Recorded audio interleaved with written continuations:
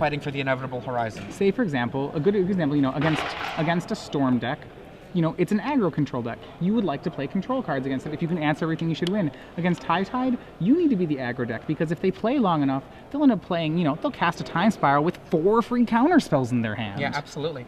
So here we have Galen Lemei with Storm and Brett Parise with Mono Red Goblins. Now, along this same lines, a lot of people like to call Goblins a beatdown deck. That's not quite right. Goblins is a mid-range beatdown deck. Now, the thing about it being a mid-range beatdown deck, it cares about developing the board, building up its presence on the board. Now, the fact that it can kill you incredibly quickly, that is inconsequential to the path with which it does so. So allow me to try to make an observation about it. I would say that Goblins, remember, I keep talking about how it has this great card advantage engine. In a certain sense, it's not a true aggro deck. It's not, wild Nacattling you. It's not just like playing creatures. It's not living by the philosophy. When I think of a burner deck, Goblins is not counting to 20 against you. It's going to overwhelm you with card advantage, with different things. It has a little bit of a combo flourish in it due to Goblin Lackey. It has a few draws that Lackey just explodes. But other than that, it's very much of a oncoming tide. And remember, if you think about combo differently, if you don't think about combo as an archetype, but if you think about combo as an effect. It's an interaction between two cards. It's an effect, right? You get 2 cards together, and they explode in power. The card quality of those 2 respective cards becomes far greater than they would be on their own. Right. So I think it's fair to say that, so that the Lackey half of Goblins is somewhat in a combo, but the rest of the deck's model is a little bit different than that.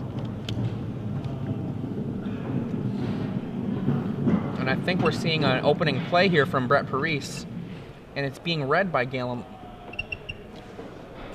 By Galen Lemei.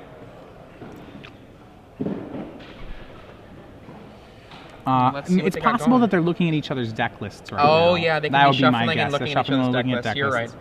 And I think Galen is like, really? You're running Tuk Tuk Scrapper? My guess is that Galen said, Tuk Tuk Scrapper, what does that do? And Brett Parise just showed him the card. Yeah, that makes sense. Maybe not Tuk Tuk Scrapper. Maybe it was a different card, but... Tuk Tuk Scrapper would be one of the unusual ones. I would say that's the most unusual. Pyrokinesis would be another one. Galen probably not too unhappy to read what Pyrokinesis does. Right.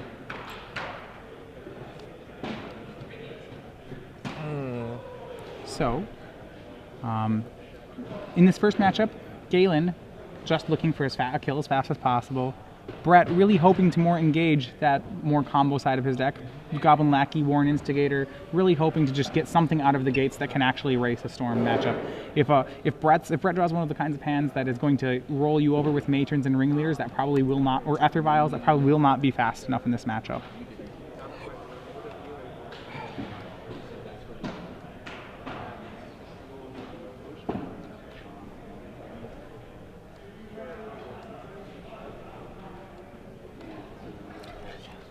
Just looking at Brett Parise's list, those 2 lightning bolts, how often do you think he needs to do 3 damage, as opposed to, say, 2 damage? I believe we're talking about Tarfire? We are talking about Tarfire. Well? I wonder if Tarfire would be better in his deck. How often does he need the 3? I suppose an early Knight of the Reliquary is more vulnerable to... Most Knight of the Reliquaries are 3/3s. Yeah. Tarmogoyf is more vulnerable to a lightning bolt. In a past era, you would say a Wild Nacaddle, though I'm not sure that's very relevant right now. Yeah. I suppose there are oftentimes going to be enough. So... is that a story we want to share? I think I am going to share this. In the other bracket, Philip Contreras, who was playing our Hexproof Bant list, had been looking apparently for rankers, could not find them here at the event, and I guess just jammed in 2 Spectral Flights, and those were intended to be rankers. I'm curious to hear how he feels about the Spectral Flights after playing them all day. Maybe it's time to switch a little bit. In a certain sense, it's not that bad, because when you put a Ranker's a great effect is that it comes back, right? Yeah, Ranker comes back. When I put Ranker on Geist of St. Traft, how often is Geist of St. Traft going to die? And when it dies, you're very sad. I think when it dies, the game's over. So the fact that Ranker, oh, well, I killed your Geist and you're dead, but here, have that Ranker back. It might be that, Spectral Flight ends up maybe being the better aura of the 2.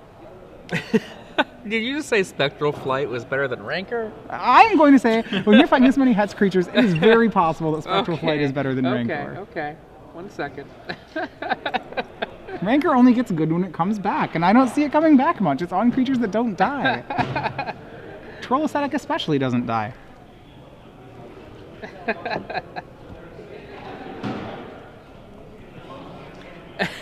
And of course, now all of Twitter will just see, you know what? I'm going to retweet that. That's what I'm doing right now.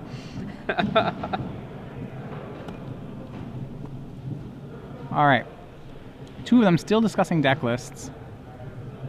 I am going to put one little hashtag on there for you.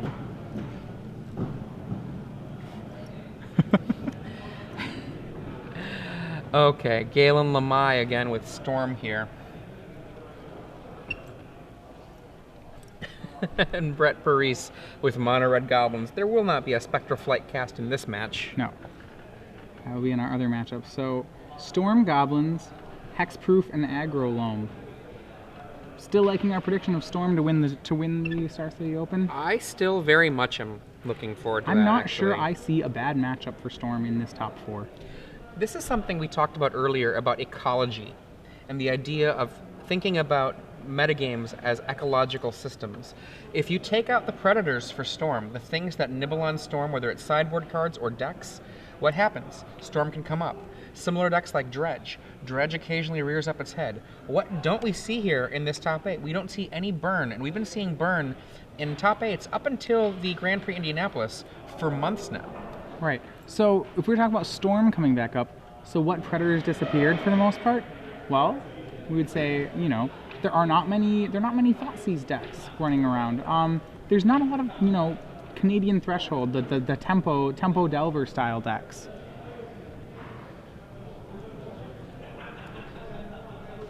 Storm, in a lot of ways, you know, when it sees things like Goblins, really gets to have its way right through lots of these matches.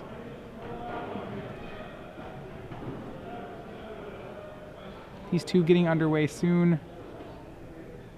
We'll let you know as soon as it starts.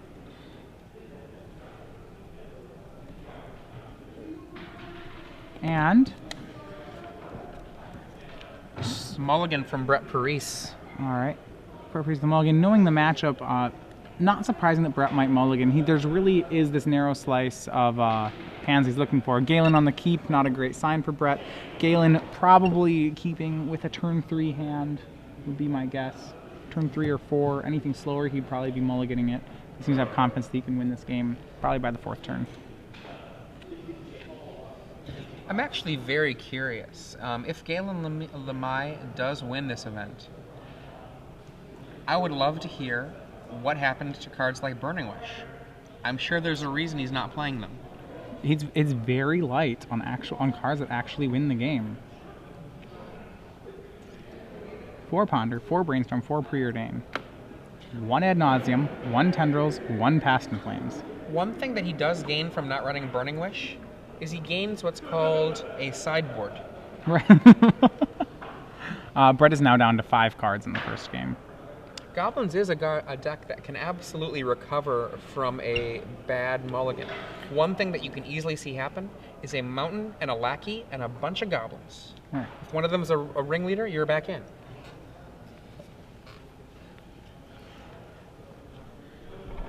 And now we see it looks like a pile shuffle from Brett Parise. From a math perspective, because you, Mr. Sure. Matthias, are also a math instructor, is that correct? So, Yes, yes, how do you feel about pile shuffling from Well, a math perspective? I don't think that the method of pile shuffling, first you see, well, it doesn't seem like very randomization. It seems like one riffle shuffle. I think what's more important in terms of randomization theory would be that every time you do some sort of randomizing technique, there will be a strength and weakness to it. You may see patterns, you know, for example, the ability, if I only, let's say, do bridge shuffling, a card can only move from the top of a deck to maybe still stay in the top third of the deck. It doesn't have the ability to move to the bottom very quickly. So I think if you're doing any sort of shuffling, what's more important is that you're doing 2 different kinds of shuffling. So a weakness, say, that pile shuffling doesn't have. One way, you know, pile shuffling will let a card from the top travel where it wants to. What I like to do is usually pile shuffle, and then I'll a couple times just like mash shuffle each pile before I put them back together. How do you feel about the Magic Online Shuffler? The Magic Online Shuffler, I see no reason. Pseudo randoms in computer programming are very easy to program. I don't think there'd be any reason that the Moto Shuffler wouldn't be using a pseudo-random, and I would say it's probably perfectly random. Because my friend John says it's really bad. Oh, well. See, you know, there was a rumor, you see, back when they hit back. Yeah. He says it's always really good for his opponents and never good for him. Well, there is a function built into the Moto Shuffler that it keeps count of the number of lands you've drawn. And see, as the number gets higher, it will continue to give you more lands. And as the number gets lower, it will continue to give you more non-lands. Yeah. Hashtag not true. You know what's actually kind of funny is that if they did have any kind of biases built into it, there'd be no way we would be able to know. No, definitely not. Brett is now mulliganing to 4. To 4. I hear that if you work for companies that are opposed to Wizards of the Coast, that they actually make it so that you always have to mulligan. Always draw lands. Yeah. It's terrible.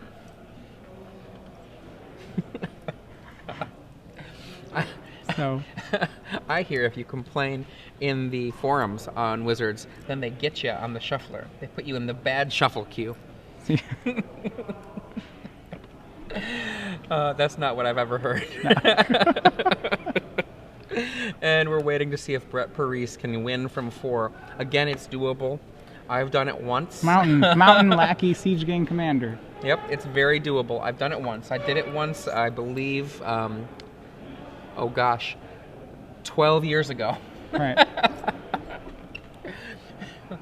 4 versus 7. I think one of my favorite mulligan stories I heard was this year we had a local player at a PTQ.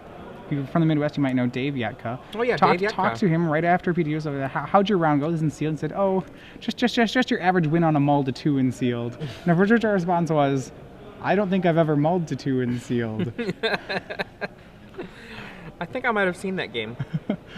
And the best part of the story is that his opponent had led off on a turn 2 Gatstaff Shepherd on the play. And somehow I was able to recover on that on a mull to 2. Was this the Ludovic's test subject? Well, as I recall, the Gatstaff Shepherd flipped, got dead weighted a couple turns later, and the one player had kept a handful of a bunch of answers, but none of which answered Ludovic's test subject. So eventually he made a test subject. I saw that and game. Just sat there and leveled it up 1 turn at a time and won with a 13-13. I saw that game. I was right there. Especially the presentation, nonchalantly, mull to 2 got there. Brett Parise down to 3 cards. So, had they not shown each other their deck lists, this would be one of those situations where Brett would contemplate mulling to 0 and then scooping to any hand-seeing effect to try to out-sideboard his opponent so he could sideboard for game 2 and his opponent could not. Unfortunately, they've seen each other's deck lists, so this is just more of a sad story for Brett Parise that he's on 3 cards. It's true. Yeah, with regards to the Dave Yatka game, I remember watching it and being like, there's just no way this is going to work out. And he gives this, well, I guess this is going to be what it's going to have to be. And the thing that's actually also interesting about that story is that in watching that game, I don't remember the specific mistake, but his opponent did make some small error in order to give Dave a better shot in that game. Right. But still, mull to 2 in limited win. Mull to 2 in limited average wins. Yeah, I only saw that up. So actually, I think the moral of this story is that flip cards are bad for the game. Yes. Brett going to 2. To 2. We already heard about how 2 can work out. Mountain Lackey, draw Siege Gang Commander, draw another Siege Gang Commander. No, draw Kiki Jiki. Easy. He's probably going to see something like Mountain Pyrokinesis. He has to avoid those hands. Or really, first card really should be Mountain. Will Brett find himself one with nothing? Let's find out. 1, 2. I'll keep. You look pretty happy. Yeah, that's pretty right. good. Hey. Ooh, the lands of Mountain. Go. I think the other card's a Wasteland, I believe. All right. Brett. Brett on a mull to 2. I can make the claim I have never 1 a mulligan to 2. And remember, so here's just a good theoretical argument. While Galen may have a fast hand, remember that the correct strategic play for Galen with the Storm kind of deck is to wait until the last possible turn, which he believes he can safely combo off. So usually Galen has a hand that looks like it's a sure thing. Galen will probably not win right away at the beginning of the game, and will sit back and probably go for something like a turn 6 or turn 7 combo and just really drive home one. Yeah, I mean, all he has to do is respect the kind of damage that a Goblin deck can do.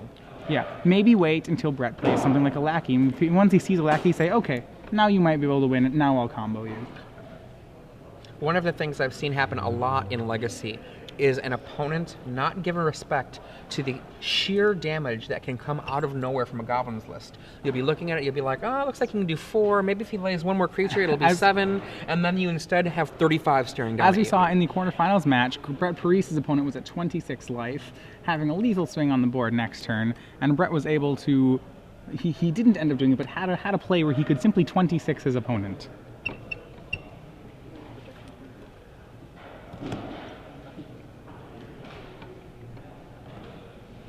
That was on the back of Kiki Jiki and Siege Gang Commander and 2 Goblin Chieftains working together.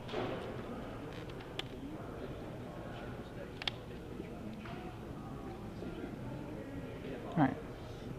So, we have Brainstorm. Main phase Brainstorm. My favorite kind. I really like it when there are cards that are instants that there is incentive to cast as a sorcery. Yeah, there's that whole cycle of them out of Time Spiral that I thought were very well designed in that sense. I actually like them better when they aren't explicitly... It's more of an exercise for the reader to figure out. Yeah, excellent. Actually, yeah. This instant should not be unstepped, because there's this development phase. When you first start playing, you always main phase your instants, and then until at some point someone tells you, you know, you really should end step those. No, and then you always unstep your instants. And there's a third level where you realize there's a different place for each instant. That's true.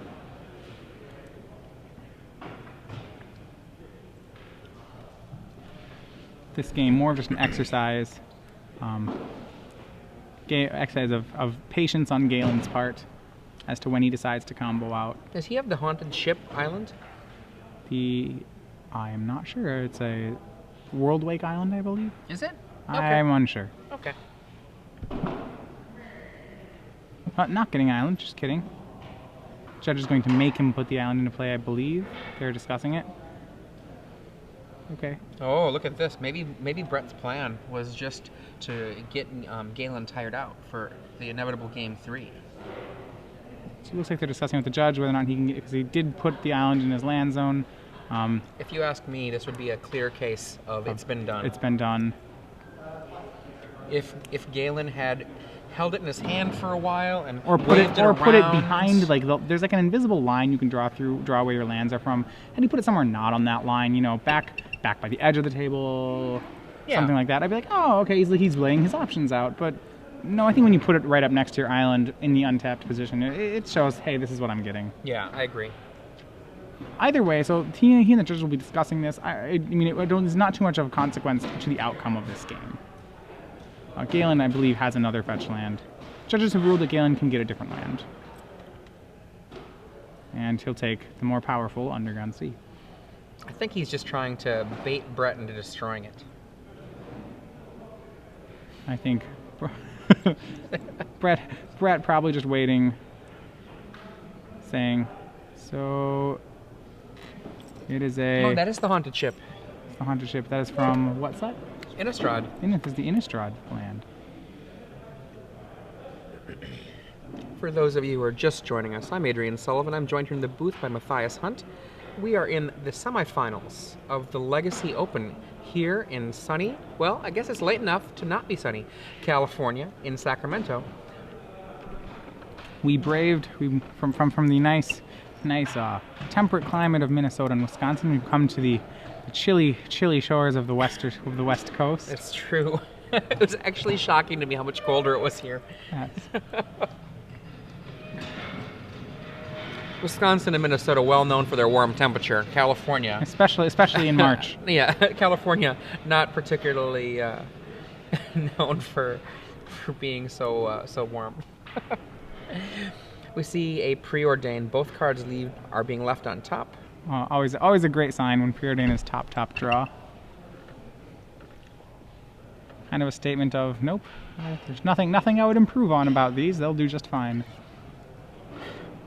I was playtesting with someone and they accidentally cast a Serum Vision preordain. Ooh, Matron. We'll be getting Ringleader almost certainly. This is like the Cawblade style recovery. Oh, yep. Oh, more an Instigator. Does he... He has no more cards. He's play. Wow. I think I like Ringleader here, as there's this problem where his hand has 0 cards in it. I'd really like to fix that. I know he doesn't have the land, but... What if he draws it? Well, there are 17 more, and he's got no cards in hand, so that would have been 1, 2, 3, 4, 5. So that's 17 out of 55. It's a little academic to talk about what he draws here. Galen really, in some ways, playing with his food before eating it. I think that's probably accurate. Yes, I could go off right now, but there's about a 1% chance I don't make it. I'd really like to make that 0.1%, so I'm gonna wait 2 more turns till I have another Infernal Tutor, or that line. we're talking about lines that look something like that. Main phase Brainstorm.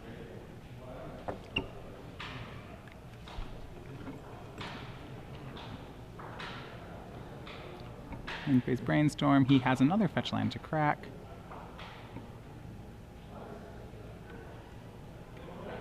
So looking over at our other semi-final match, we don't have any results yet. It is between, for those of you just joining us, our other semi-final match is between Philip Contreras playing a Hexproof Bant deck and Tony DeVira playing Aggro Loam. Winner of that here. Both in, and I think it looks like a very nice top 8 for the Storm deck, top 4 for the Storm deck. I think he has good matchups all the way, but, anything can happen, so why we play the games out. Yeah, what we don't do in a Magic tournament is just compare deck lists and say, yeah, you win. Though, to be fair, one of the better stories I have done one time, I had a draft where we ran out of time and decided to draft, show our decks to each other, and then decide who won the draft.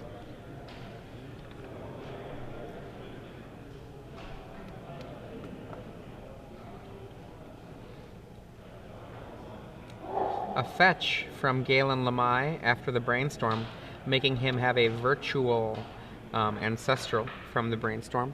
Mm-hmm.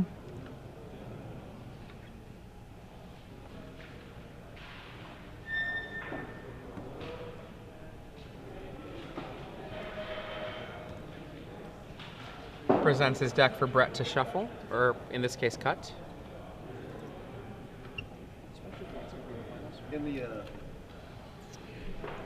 All right, and in our other semifinal match, a 2-0 victory. 2-0 victory for Hexproof Bant.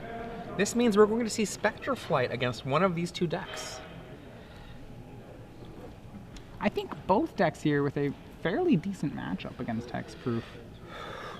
I think Goblins particularly. Yeah. Because at least Storm could actually be under the pressure of Daze, Spell Pierce plus Clock. Right.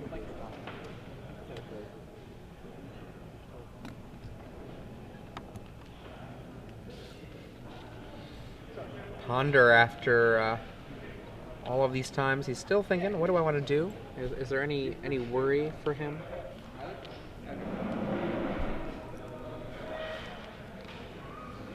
In other news, the Grand Prix is over. Reed Duke, undefeated in games in his top 8. And wins the finals over Todd Anderson. So, both writers, both of them writers here on StarCityGames.com. Wow. Okay, a real quick little recap of the final moments of the first game, or the other match. Turn 2, Geist of St. Traft. Turn 3, Spectral, plus Unstable Mutation. Swing for 12. As we talked about before, Geist with Spectral Flight on it. No answers to that out of the Aggro Loam deck. Certainly not when it unstably mutates. We've got a Warren Instigator from Galen, from Brett Parise. Galen Lemai's like, what does that do again? So Brett finally managing to mount some sort of pressure probably will get Galen to eventually here decide it's time to combo. Are we going to see a chain of Vapor, just because? I think so. I think that's a chain. Chain, chain, chain. Gonna chain the instigator back. Oh, Chaining Goblin Matron. Suppose he doesn't. Is he just like completely playing with Brett Parise's like? I don't understand that play. Was this a pre-combat?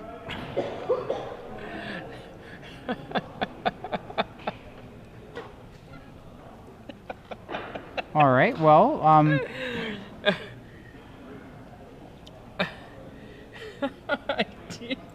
all right. Chain of vapor on it.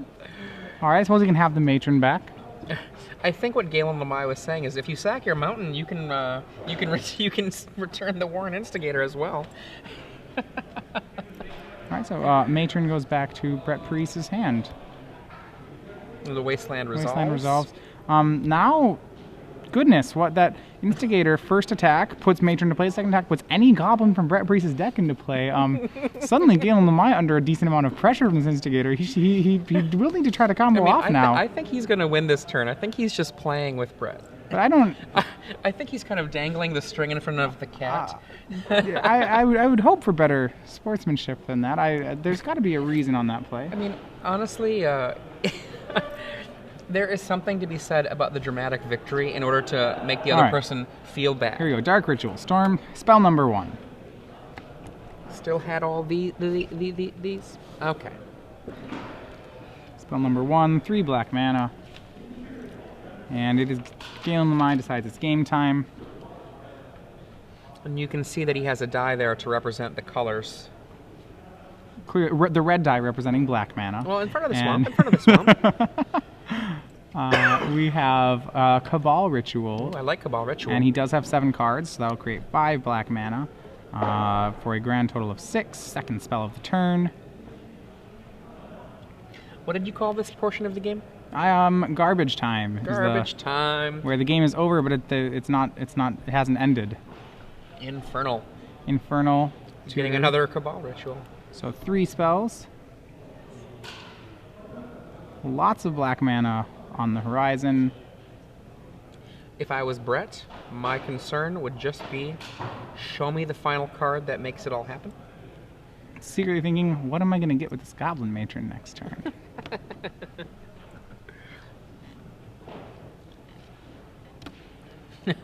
That look of Brett's. Hand on hand, resting armor on the table. Yeah, we knew this was going to happen when we were on the Multitude. Fourth ritual, moving him up to 7 mana. Fourth spell. 4 spells. Remember, the magic number is 10 for a spell count. 5 spells, moving him up to 10 mana. 5 more spells to go. You know how we were talking before about how I enjoy playing and watching High Tide? I don't feel the same way about Storm. So, okay, that Lotus Petal is 6 spells, and Grim Tutor will almost certainly be getting Past in Flames, which, well, no, yeah. Past in Flames will do it. Past in Flames, yes, because Past in Flames will allow him to flash back. With an empty hand, he'll be able to flash back his Infernal Tutor, thus getting Tendrils of Agony, and be able to Storm for 20 for the full life total.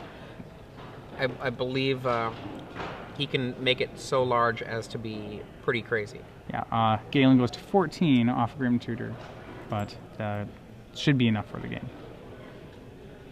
He doesn't have to show the card, but he will anyway. I've actually never held a Grim Tutor in my hand. Never played with the card? Nope, I have looked at it before. And yes, there we go. Past in Flames. Spell number 7. He can flashback 3. Yeah, 3 more. 2. Just flashback 1 ritual, an Infernal Tutor, and a Tendrils of Agony. Remember, Past in Flames gives all the instants in your graveyard. Instant sources in graveyard gain flashback until end turn. Brett Parise. Galen Lemei probably verbally discusses it. Brett Parise knows that he has the Tendrils in the deck, has seen the deck list, and we're moving on to game 2. Absolutely. Remember, Waiting in the Wings as Hexproof Band times Spectral Flight. Okay, so you are Galen Lemei. Well, before we go there, we have a victory here, game 1 for Galen Lemei. It was a little bit anemic in a certain kind of sense. Brett Parise mulligans down to 2 cards, and Galen Lemei basically just waiting around until he's like, this is enough time, I'll do it now. Meanwhile, on the other side of the bracket, we've got another winner. We've got the Hexproof Band. But there's going to be a third winner as well. person that wins the answer to this trivia question. It's going to be hashtag SCG Premium, right over there, that you're going to need to put your answer to in order to make sure that you can be one of the people that is eligible to win 6 free months of Star City Games Premium. All right. Okay, so the question, very, very simply, what archetype has 2 copies in our top 8? Of the top 8 lists, there's only 1 archetype that there's a second copy of. This is something that we're used to seeing in Legacy. We're used to seeing 7 copies or 8 copies of different decks in the top 8. This one has 7 different decks. Which one has 2 copies? Right. Your answer. You can put whatever else you want on it, but you make sure you put that hashtag SCG Premium in order to be eligible for 6 free months of Premium. And remember, in the finals, we'll be giving away a pass to Gen Con, an incredible prize. Right. And if you get an opportunity, you should be going to Gen Con. All right, game 2. Last time, remember, on the play, Brett Parise mulliganing to just a pair of cards. This time, though, he has a couple more cards to mulligan to. He does have Red Elemental Blast and Pyro Blast, and Surgical Extraction now in his deck as very valid cards. He's still probably mulliganing to Lackey, Instigators, or Chalice of the Voids, wanting to set up, either at the beginning of the game, either wanting very quick disruption or very quick threats. Quick is the name of the game, though. What do you do if you're Galen Lemei? Do you like Thoughtseize from the board? I mean, I don't mind Thoughtseize as a means to take something out of Brett Parise's hand. 2 life seems like a very small price to pay to get rid of something that their lackey will put into play. I definitely like Thoughtseize because Galen Lemai's deck has 4th Duress in the main deck, and at this point, I don't think, remember, Goblins is not a deck that counts to 20. Goblins is a deck that counts to lethal board position. So the 2 life is the 2 life is something that you can use as a resource, and I'd rather be able to get the card that I really need in the matchup rather than just a conditional card. So I would certainly make that replacement because there's not too much more in the board for Galen to use. There's actually 1 card I really like in the board. I like 1 Echoing Truth brought in. One of the reasons is that you can get this moment where there is a, say, double Chieftain, or there's a bunch of Siege Gang tokens but not any mana to sacrifice them. Just being able to buy that time can actually be really big. Right. Brett Parise, he's pushed his way all the way up here, primarily on the back of fighting against, when I say fair decks, what I'm referring to is decks that cast creatures and activate abilities and then attack you. Maverick, for example. And now here he is, facing against the kind of deck that makes some people really squeamish about Legacy. The deck I would certainly call unfair. Yes. Yeah. Why is a deck like Storm not always just crushing everyone? Well, the deck is trying to play Magic in a very different way. And it's very good because it's very narrow, it's very powerful, but also very disruptible. Absolutely. If you're walking that narrow path, it's not very hard for someone just to push you off of it. Right, if you show up to a tournament and you say, I don't want to lose to Storm today, you can build a deck such that you will not lose to Storm today. Absolutely. I actually, before this tournament began, I actually made a prediction that Burn was going to do very well here. And the reason I made that prediction is Burn is very, very good against the Stoneblade decks. And Stoneblade is traditionally, in the short history of Stoneblade and Legacy, just been often 2-0'd. I've seen it again and again at these Star City game events, with Burn just getting you because it doesn't have time to make the Batterskull actually get there. Right. And why was there no Burn? Well, perhaps there's been so much Burn that people have been seeing lately at the Star City Games events that people just didn't want to lose to it. We saw Burn once in the feature match today. We actually did see the last Burn deck get taken down by Stoneblade. On the back of Batterskull, it's a very scary card for the deck, but for the most part, Burn not showing up in its usual numbers. Maybe it was Maverick. It was Maverick. You're right. It was Maverick that beat Burn. Yeah. Absolutely. And that's actually a very different thing. Maverick and Stoneblade do not have the same kind of matchup versus Burn. Okay.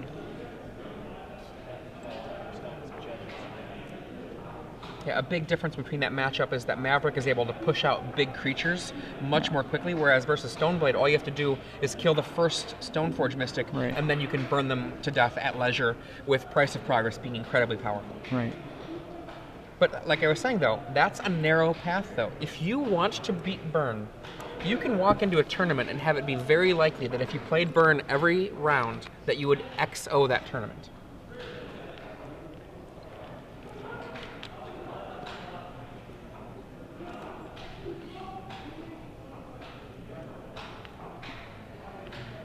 For those of you who are just joining us, I'm Adrian Sullivan in the booth with Matthias Hunt, and we are here in the semifinal match between Brett Parise, playing Goblins versus Galen Lemei with Storm. One of these players will be facing in the wings a hexproof Bantlist.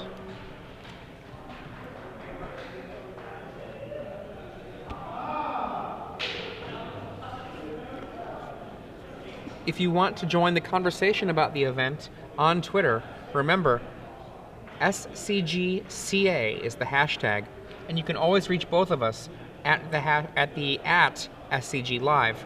Matthias and I also both have our own Twitters, but sending messages to us, it's better during the coverage. Send it to @SCG Live. It'll be quicker to get to us. On Twitter individually, Matthias is MTG Matthias, and I am Adrian L. Sullivan on the Twitter. But reaching us directly, much more easy during coverage on @SCG Live. And oh my goodness, Brett is mulliganing to 6. Ooh, I almost feel like we've been here before. Hopefully it stops at 6. We'd like to see a match between these two. Real game between these two would be, something we'd definitely like to see. I prefer watching real matches. Yeah. So back when we had our original question of which match would you like to see, and we posed it to our viewers, what's amusing is we almost could have finished the entire first match during the course of the resolving mulligans of Game 1 of this match.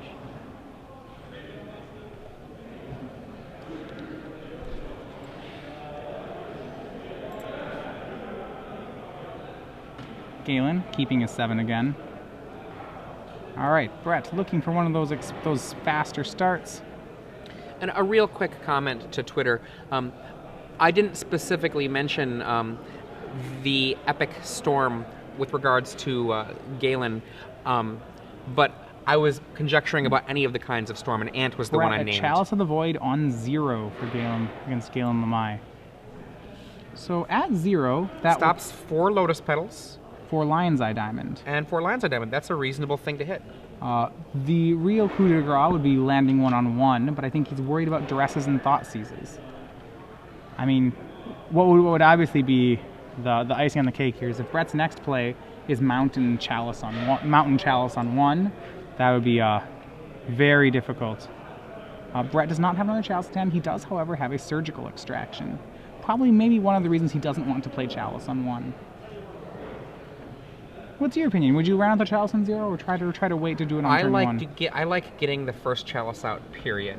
If you look at the mana that exists for Galen's red sources, he's got 1 volcanic island. And that means that if the volcanic island comes out, the Chalice will lock out all of the red. So Galen's going to have to be very careful about how he searches out his red mana.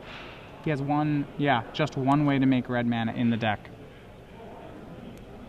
Outside of the Lion's Eye Diamonds and Lotus Petals. Galen, probably having his Chain of Vapor, it does have the option of Chain of Vaporing. Brett Parise, Surgical Extractions, the Underground Sea. Oh my goodness. Okay, this is actually really huge. The only land in his hand is Bloodstained Mire, now unable to find a blue mana source. Bloodstained Mire can only find basic Swamp. Wow. I actually missed a play like this a long time ago where I was playing against a 5-color counterbalance, and I had the opportunity to get rid of all of the tropical islands, with Tarmogoyf being the only kill card in the deck, but I missed it. Don't forget that non-basics are things that you can surgically extract or extirpate, but don't get over-aggressive on it either, because a lot of times it's not a good play. So number ways, Galen is essentially right now going to need a blue to get back into this game. Well, probably will need a blue. If he gets all black mana, in the more black mana, he can get 2. He still has the option of getting Infernal Tutoring up more rituals and hoping to just ad nauseum off all black mana. Otherwise, his blue mana sources, which are left in the deck, he has things that he can fetch for. He has 1 volcanic island, 2 islands, 4 polluted deltas, 2 flooded strands, and a Misty and a Tarn. So he still has 5, 9, he still has 11 mana sources left in his deck, which can make blue mana. But certainly right now, his hand only capable of producing black. That ad nauseum is the only ad nauseum in Galen Lemai's deck. He does have a second ad nauseum in the sideboard, but remember, no Burning Wishes to get it. It's possible he sideboarded another one in. And Galen Lemai draws. I was hoping to get something he can cast with. Preordain is not going to be castable now. At this point, we should notice, did Brett Parise miss his second land drop? Or was that all turn 1? Brett Parise, a whiff. No, that's a whiff. Brett Parise, though, with a Warren Instigator in his hand. So all it will take is 1 mountain for the onslaught of goblins to start coming onto the battlefield. A Lotus Petal in Galen Lemai's hand now. Not doing much. Chalice of the Void is set on 0.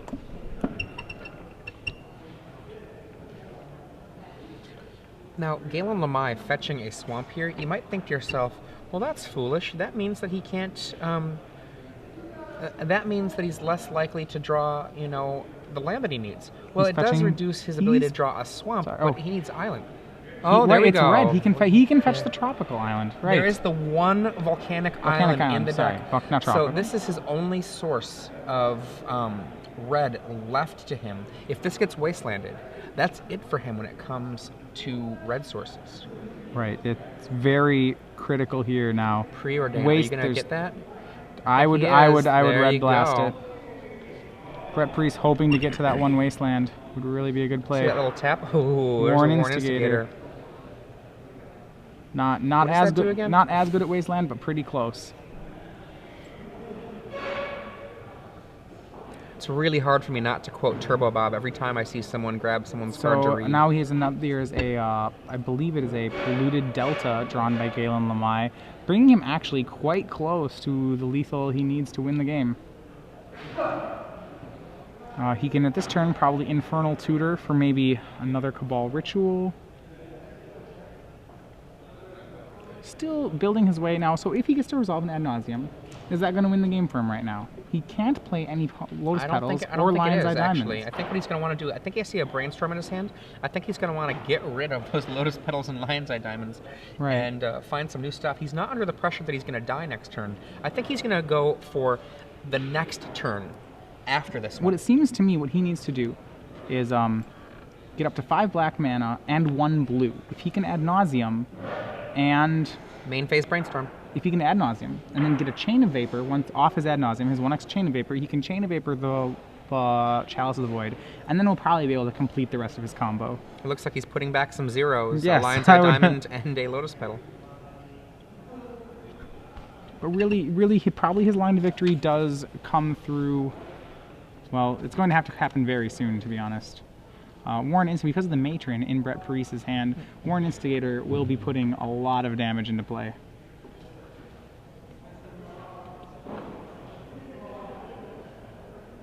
So I imagine what I would see is Warren Instigator could get Kiki Jiki, which then could copy Goblin Matron, and then suddenly we just see a really big onslaught of hasty, free goblins. That would be my guess as to the line we're looking at Brett Parise. Probably 2 attack phases from lethal here, off the 1 Warren Instigator. The ways that Galen could theoretically deal with that Chalice: Chain of Vapor, Echoing Truth, Hurkyl's Recall. But by putting back those zeros, it seems to me he's making a claim. I'm going to go a different path. Yeah, I think he tries for the Ad Nauseam.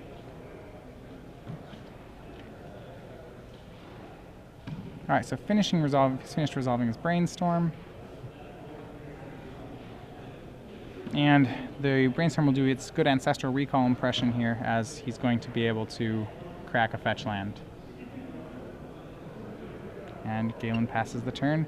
And here comes Brett with, like I said, and Brett withdrawing the Wasteland. Very, very important here. That is the last red source in Galen Lemai's deck. Wow, what does that mean? It's actually less devastating than you might think.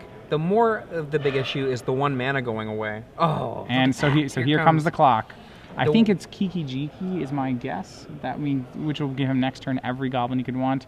And yes, he's going to go with Kiki Jiki. And he does it right away. Copying Goblin Matron. So he can get a 2-drop again, or a 1 or 2-drop to put into play if he wants.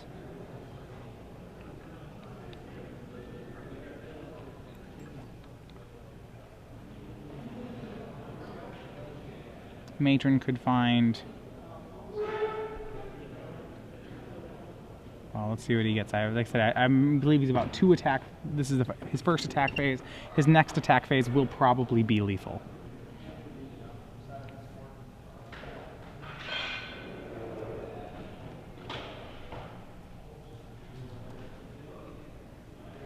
Right now, communicating as to the damage being dealt. It is 4, or just 2 damage, so putting him at 17. But yeah, next turn probably lethal. If he copies it, he can Goblin Pile Driver here. Play Pile Driver. Next turn. No, okay, maybe that's not. That's close to lethal, I believe. Can see some zeros. Right. What a good pair of draws there from Brett Parise. First the Mountain for the War Instigator, then the really clutch Wasteland to get him off his last red source. You know what I have actually never seen until today? The interaction of War Instigator with Goblin Matron. Once you look at the 2 cards side by side, you know what's going to happen, but it's just so impressive. Right. The War Instigator, a little expensive for Goblins on the curve, but if it connects, oh man. There's a pile driver. He can cast it. So he'll cast that this turn. Next turn, be attacking. If he has, depending on his hand, maybe for lethal next turn. There's a lot of different paths of what he could choose to get here. I believe most of them don't kill on the next swing, but kill on the swing after that. Well, it depends. If he gets a mountain, I think he might have the kill. If he gets a mountain, does he have the Goblin Chieftain? Goblin Chieftain with mountain, I believe, would be 3, 4, 5, 6, 7, 8, plus a healthy, yes, plus 10 from, yes, plus exactly 10. If his next draw is a chieftain, yes, next draw is a chieftain. If he can just drop a chieftain here, that would be lethal. He has to have a combination of a chieftain and a mana. Yep. I don't know what's in Brett Parise's hand, but... Otherwise, this line, as with most other lines, probably wins on the next turn. But with the situation he's put him in off that Wasteland, that seems like a luxury that Brett Parise, he will have a good chance of doing. So Galen Lemei's on notice. Knockneck, you have 2 turns to win the game off this island through a Chalice for 0. Go.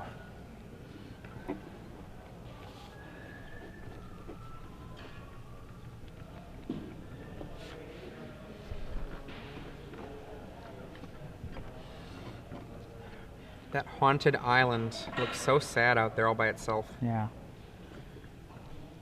Galen Lemei with a Brainstorm main phase. No I think fetch that lands, is a claim that I'm not going to win this turn.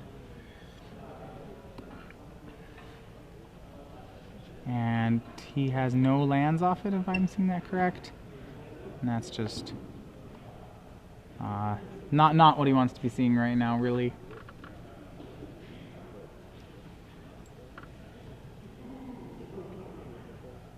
Alright, both 2 back on top, and Brainstorm done resolving. Galen Lemei, that was an end-step Brainstorm, right. But... Not the ideal, but you don't have ideal situations. Sometimes you have contingent ones. Yeah, especially when you're searching for something, and yep, no land. And actually, Galen Lemei knows that his next draw is no land as well, which I believe... That means you should just pack it up, pack it in. Yep.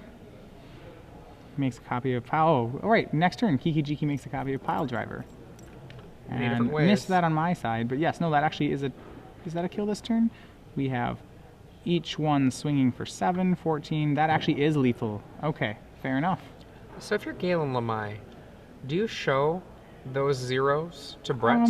I think it's pretty fair. They've seen each other's deck lists. Brett must have known. But that's you're trying to communicate something when you show the zeros. You're trying to say, look what your card did to me. So to my mind, let's pretend that that was actually a good play by Brett Parise, right? Yes. Then I think you don't show him the zeros. But if you think it was a bad play, then I think you show him the zeros to encourage him to do it again. Well, I think the problem is if you don't show him the zeros to try to make him think it was a bad play, by how the game played out, I'm pretty sure Brett Parise is convinced that it was not a bad play. He watched Galen Lemei essentially do nothing, which is proof is in the details that was a good play. I mean, Galen could have had a bad draw. I mean, it's possible. I remember what Brad did is he wastelanded, then he removed all of the land of a kind, and then he wastelanded again, and he pyroblasted a preordain. So I mean, Galen could have just been crippled by those elements. I guess what I'm wondering is, was Galen either being kind in showing this information? I'm a big fan of controlling information when you're playing against someone. Or was he trying to level Brett? Well, I think he's obviously frustrated by the challenge. I'm wondering if he's playing it on that level. Lots of times in these frustrating situations, you know, oh look, I really did have it. And yeah, does this affect Galen Lemai's sideboarding? Is he going to make sure that Brett has every access to a bounce spell that he can? Well, this time Galen's on the play, which is actually very different in the sense of he's seen Surgical, he's seen Duress. He's seen Surgical, he's seen Chalice. He might side in some Duresses again, because on the play, he has the ability to deal now with this Chalice for 0 and the Surgical extractions. I still don't know that I like Duress. Duress is so easy with whiffing. Duress is very easy to whiff with. I think if you're asking, does this affect his boarding plans, you might see Galen siding a couple in on the play if he's particularly concerned about a Chalice on 0.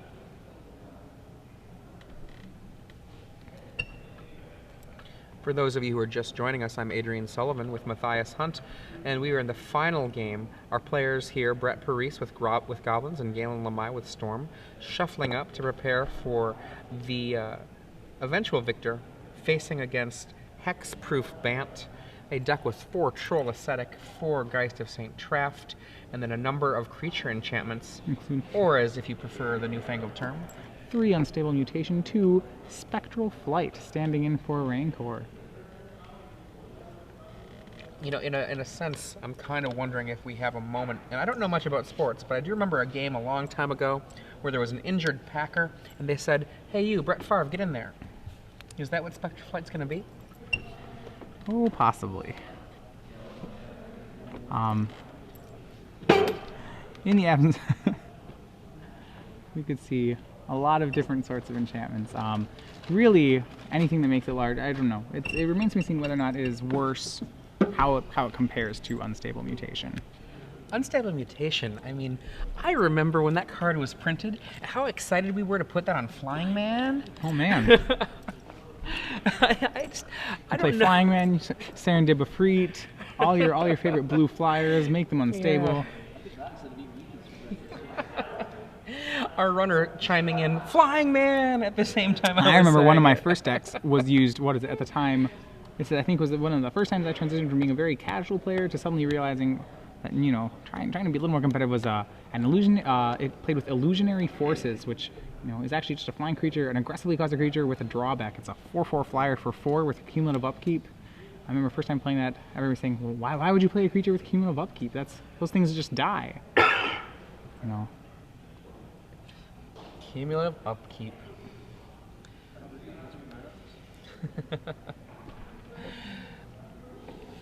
All right, so Game 3. Game 3 between Galen Lemei and Brett Parise.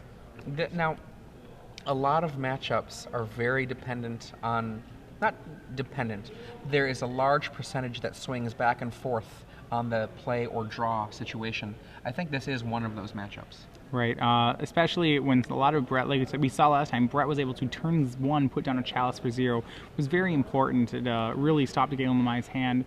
This time, Galen Lemei, if he does not have the turn 1 Duress, probably will just play out his Lotus Petals and Lion's Eye Diamonds. It is denying himself Storm, but it's probably just better because now Chalice for 0, not as strong of a play from Brett.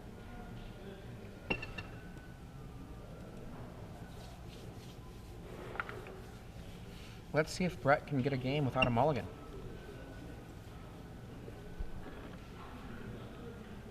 Brett's mulligan to 2 in Game 1. Very unexciting for him.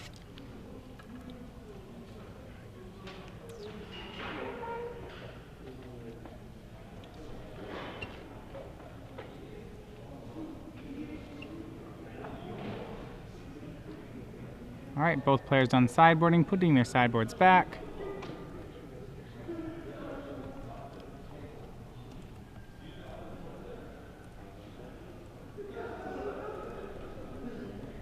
And Galen Lemei, both of them still shuffling.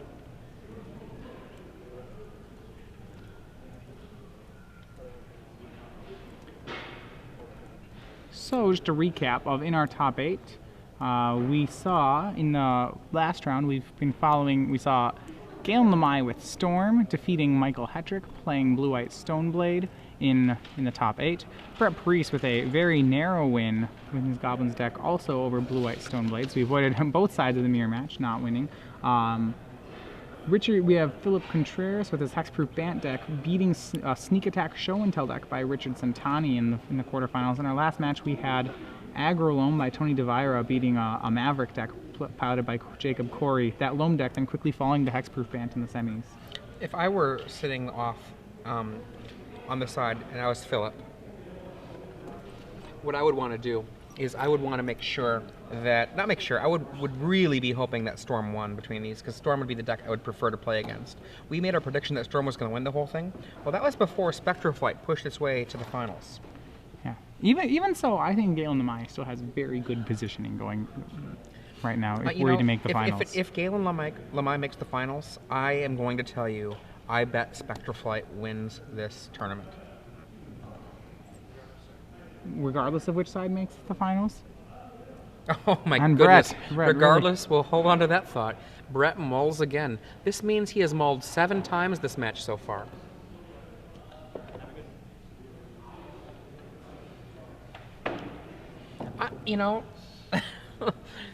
If Brett wins after mulling 7 times in the match, that would be impressive. Right.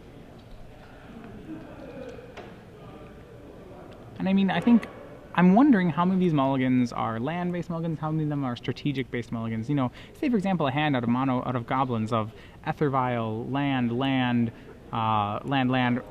Chieftain, Matron, Ringleader, maybe Pyrokinesis. Very keepable in some of our previous matchups, might be a mulligan in this one. Absolutely.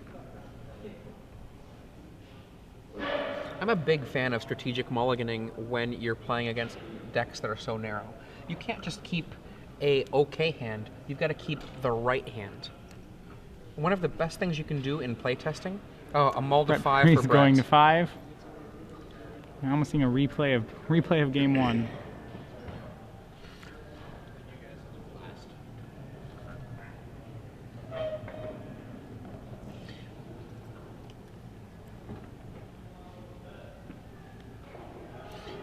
One of the things, where were we a second ago with our train of thought? What were we just talking about? Different strategic mulligan. Yeah. One of the things that is really important in playtesting is not just saying, oh, I won 70% of the time or 65% of the time, but saying what cards were present in the games that I won. What cards were not there when I lost. Sometimes you'll find, especially in matchups where decks have very different strategies, that the subset of cards which actually are relevant to the matchup not as big as you would think. So Brett Parise going to 4, really looking for those hit cards. Taking it in good cheer. He's still smiling about it though. It's got to be frustrating for him. But yeah, subset of cards not very big sometimes in these ones where 2 decks have very different approaches. So you really need to find the cards. If you were to take those matchups and write down which cards are relevant and affecting the outcome, you might find that your lists are a little bit smaller than you think, and so you have to really aggressively mulligan toward those. There are only so many cards that matter in some matchups. I mean, like take a card like Mogg War Marshal. In most games, Mogg War Marshal is not going to be a part of your winning strategy against Storm if you're a Goblins Right, list. but when you look at the Goblins list, cards that he had to cut from the main deck: 2 Pyrokinesis, 2 Lightning Bolt, 4 Ethervile. I mean, Mogg War Marshal, not a very exciting card. Tuk Scrapper. So that's at least 10 cards. The War Marshals probably have to stay in. He can't cite in his whole sideboard. That's not. I think the point I'm making is that certainly when Brett Parise is looking at these opening hands, there's still some cards in there that he has to look at which are almost not cards. Yeah, they're just weak in a particular way. Yeah. Brett Parise going down to 3. Wait. Is that the 3rd mulligan or going to 3 cards? That's going down to 3. Wow. So Brett Parise really getting hit hard by mulligans. Okay. This is his 10th mulligan of the match. I am going to make a hopeful prediction that Brett Parise is going to make this interesting by having his 3 cards be Mountain, Lackey, Matron. Now, would you rather see Mountain Lackey Matron or Mountain Lackey Chalice of the Void? Ooh, I think I want Mountain Lackey Matron. Okay. Just because. All right. Now, that would make for a fun game.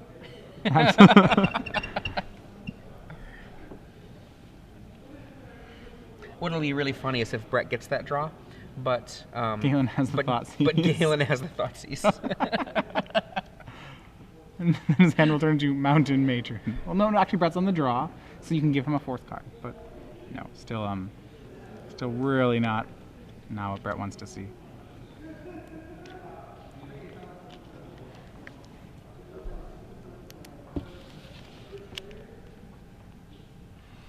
Looking at Galen Lemei's list, I'm not sure about you, Matthias, but reading Galen Lemei's handwriting is pretty fun. It's one of those things where I'm like, wait a second, what does that say? Oh yeah, that's that card. And once again, Galen playing all his zeros out because he did not have the Thoughtseize, wanting to avoid Chalice of the Void is the card he's worried about.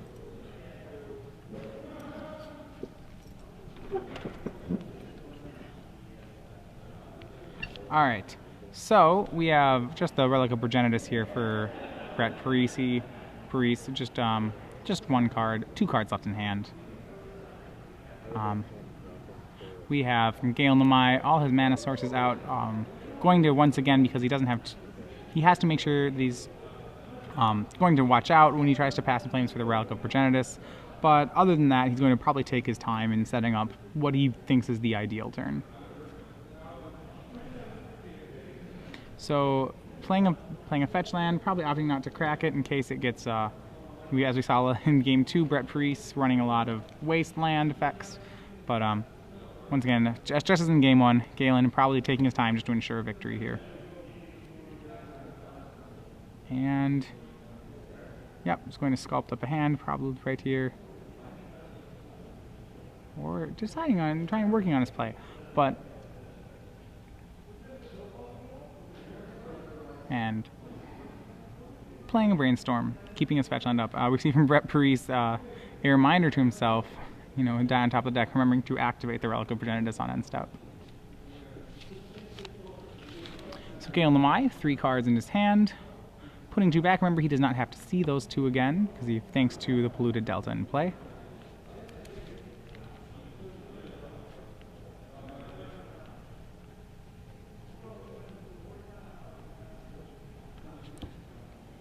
And deciding.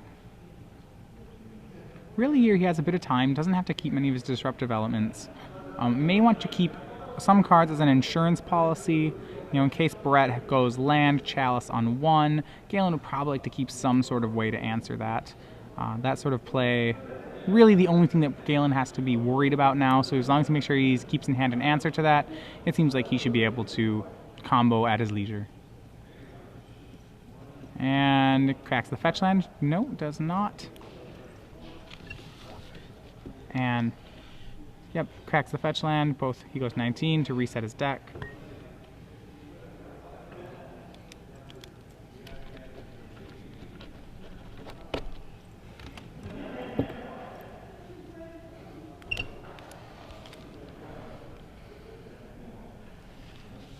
All right. And Galen, going Game 3 here of the semifinals at Star City, Sacramento. Him getting a swamp, just trying to keep himself very safe from any sort of wasteland effect that really plagued him in Game 2.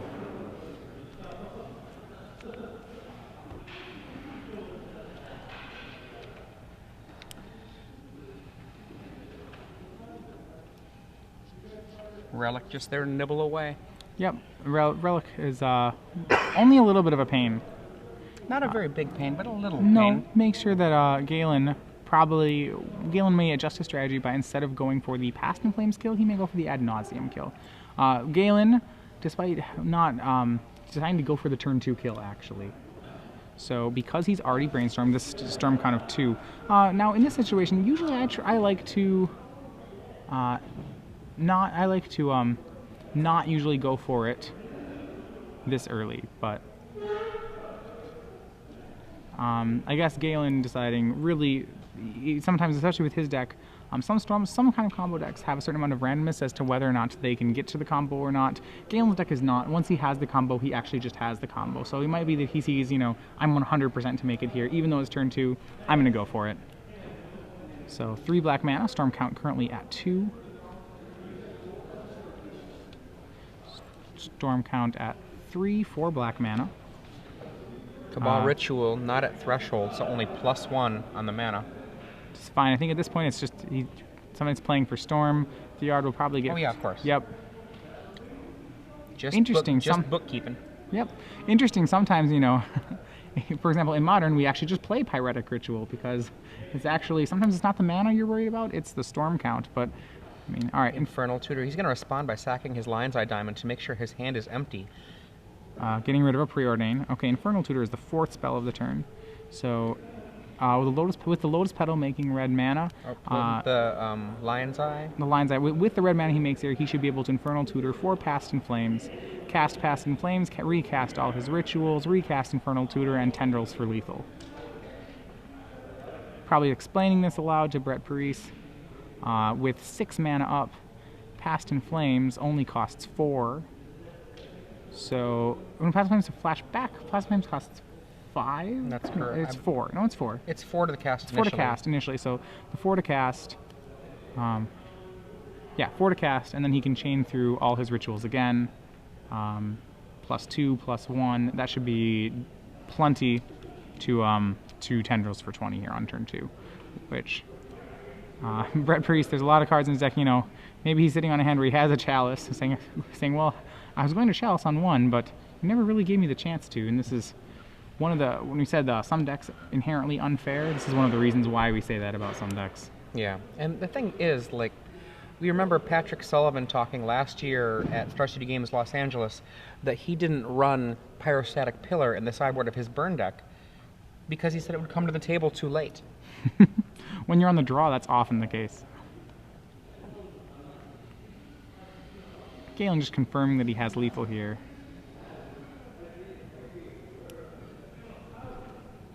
And yes, getting Past in Flames should be able to cast it. So that'd be the Past in Flames would be the 5th spell of the turn. Dark Ritual the 6th spell, Cabal Ritual the 7th spell, Infernal Tutor the 8th spell. That's actually... Is it 1 shy? Is that 1 shy? It might be 1 shy. Well, he can crack the Lotus Petal, can't he? He needs to use the Lotus Petal to... Okay, so right. Let's say he cracks. We should also be careful about speaking too loudly. Go through it again. If he uses all his mana here, he has 2 black, 3 red. So he can Past in Flames for his 5th spell. Use the 1 black mana to go to 3 black mana, his 6th spell. Use the 3 black mana to go to 5 black mana, his 7th spell. And really, he will have to preordain, so then he'll be 5 black mana. He can flash back the Infernal Tutor for his 8th spell, getting whatever card he wants, but then he will actually be 1 mana short of preordain and Tendrils, so it seems like he might only be able to get Brett Parise to 2. Let's look at his deck list for a second. And remember when we said before how when you have lots of time, it's often best to wait a turn. This is one of those situations where maybe you should wait. Oh boy. And remember, the Lion's Eye Diamond being sacrificed did essentially 1 with nothing Galen Lemei. Right. So all if it doesn't so work this is the out 5th spell of the turn, Past in Flames. We've already seen Dark Ritual, Brainstorm, Infernal Tutor, now Past in Flames. This is 5 spells of the turn. All these spells will gain flashback. Galen is leaving 1 black mana open. So, first spell is going to be Dark Ritual, I believe. And actually, hold on, there are only 8 cards in Galen's library. If he flashes back the Cabal Ritual, it will not... No, sorry, Past in Flames is in his library. It will still have Threshold. Yes, he'll still have Threshold. Very relevant, though. Very, very relevant, and he almost doesn't. Now remember, he does have a Lotus Petal to help regain that Threshold. But still, this is spell 6. Awfully early to trying to be comboing off when your opponent's on a mull to 3. Usually when I play combo decks, I like to instead combo turn 5 or 6, or do something where you just over the top have the win. And we see a Cabal Ritual here. It is at Threshold. That's the 7th spell. So that makes... Oh, wait. Cabal Ritual adds 5. So wait, I think our mana count may have been off by 1. Cabal Ritual will add 5 here, correct? So he's going to tap Relic to try to turn off Threshold. If Galen needs to see that he can sack Lotus Petal for a blue, which he will do. That's exactly what he does. So Cabal Ritual, I think the earlier count was off by 1 mana. Galen should have it exactly. So that's the 7th spell of the turn, Cabal Ritual. Once resolving, Galen will have 6 black mana, not 5. Very relevant distinction. Just enough. Just enough. That's the 7th spell. Exactly 7 cards in his graveyard. And then that should be enough to go Infernal Tutor for Tendrils. Then cast Preordain. Irrelevant. Preordain because it's a spell. Tendrils for 20. And now he's just pointing out that the combo's there. Yep. So as long as yep, and he's like, there's the mana. So provided he doesn't cast the Preordain or Brainstorm first. Oh, goodness gracious me. Is he casting the Brainstorm first? He cast it first. It better be something that he can cast. Oh my. Galen, I think Galen Lemei now realizing. That's various. I don't like that play at all. Is there something he can cast? It has to be something that gains him mana or he can cast it. Oh my goodness, he might have just tossed it away. Depends. Okay, that's the card he's gonna get. It's a secret card. What is it? He's smiling as though it's a Cabal Ritual. Whoa! And he's smiling like, oh, Galen. Oh boy. Galen Lemei. Okay, I think. There we go. Okay, that'll do her. Infernal Tutor getting Tendrils. One thing to remember about all of the people that have been in this room, most of the people have been playing since yesterday. It's Magic, multi-round tournament, very grueling. They started playing this morning around 10 a.m. and right now we are at 9 p.m. It's been 11 hours of Magic play for these players, and besides that, Galen has been basically, I would say, taking some version of the SATs for 11 hours. Oh, yeah.